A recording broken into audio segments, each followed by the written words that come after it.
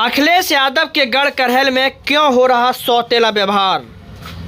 सौतेला व्यवहार करने वालों को किसी कीमत पर बख्शा नहीं जाएगा।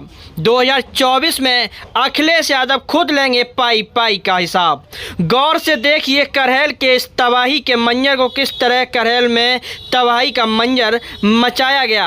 अखिलेश यादव के गढ़ करहल में क्यों गरज रहा बुलडोजर। क्या नगर निकाय चुनाव में सपा जीती और भाजपा की हार की तो खुमारी नहीं उतर रही, या फिर प्रशासन को आगे करके पर्दे के पीछे कोई और गेम खेल रहा हो। करहल में अतिक्रमण के बहाने बुलडोजर के पीछे क्या राज है कि करहल में बुलडोजर चलाया गया।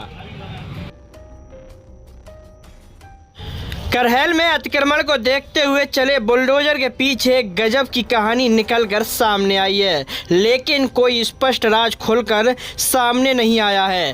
करहल में चले बुलडोजर के पीछे दो राज हो सकते हैं, जिसमें से पहला राज ये है कि नगर निकाय चुनाव में नगर पंचायत करहल से भाजपा की हार को देखते हुए करहल में प्रशासन को आगे करके अतिक्रमण का बहाना करके बुलडोजर चलाकर सिर्फ दुकानदारों को परेशान करने का मकसद हो सकता है, क्योंकि प्रशासन के अनुसार मानक को देखते हुए नाले के ऊपर रखे सामान को हटाना, जिससे दुकानदारों को काफ़ी परेशानियों का सामना करना पड़ रहा है, क्योंकि दुकानदारों के सामान नाले में गिर रहे हैं। ग्राहक सही ढंग से खड़े नहीं हो पा रहे हैं, ग्राहक अपना सामान आसानी से नहीं खरीद पा रहे, जिससे ग्राहक एक जगह नहीं टिक पा रहे।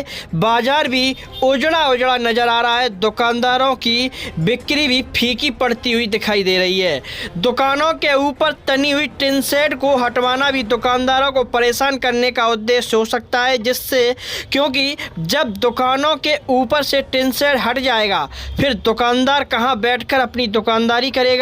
भीषण गर्मी के इस मौसम में कैसे दुकानदार अपनी दुकानदारी कर पाएगा, और छाया ना होने से किस तरह से ग्राहक खड़े होकर अपनी दुकानदारी कर पाएगा। व्यापारियों की इन समस्याओं को देखते हुए आखिर क्या कर रहा है करहल का व्यापार मंडल, क्योंकि नहीं व्यापारियों की समस्याओं का हल करा सकते हैं व्यापारी नेता। व्यापारियों की समस्याओं के लिए व्यापार मंडल क्यों आगे नहीं आ रहा। व्यापारियों के साथ राजनीति करने का मजा ही कुछ और है, क्योंकि व्यापारियों के साथ राजनीति करने के लिए तो वह अध्यक्ष हैं, लेकिन जब व्यापारियों पर समस्या आई है अब कहाँ चले गए और कहाँ चला गया है व्यापार मंडल। किस कोप भवन में व्यापार मंडल अपनी कुंडली मार कर बैठा है, ये नहीं कहा जा सकता।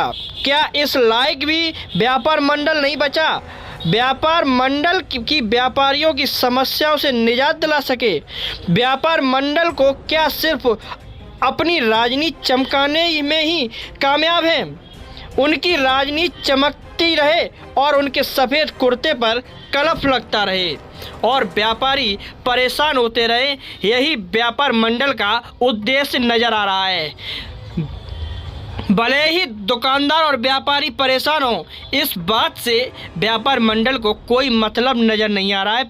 पूरे दिन चले तबाही के इस मंजर में कोई भी व्यापारी नेता सामने नहीं दिखाई दिया कि व्यापारियों की एक आवाज़ तो बुलंद हो सके। केवल राजनीति चमकाना ही उद्देश्य बचा हुआ है। देखते रहिए ऋषि मुनि न्यूज, साथ ही ऐसी खबरों को देखने के लिए जुड़े रहिए हमारे ऋषि मुनि न्यूज के साथ।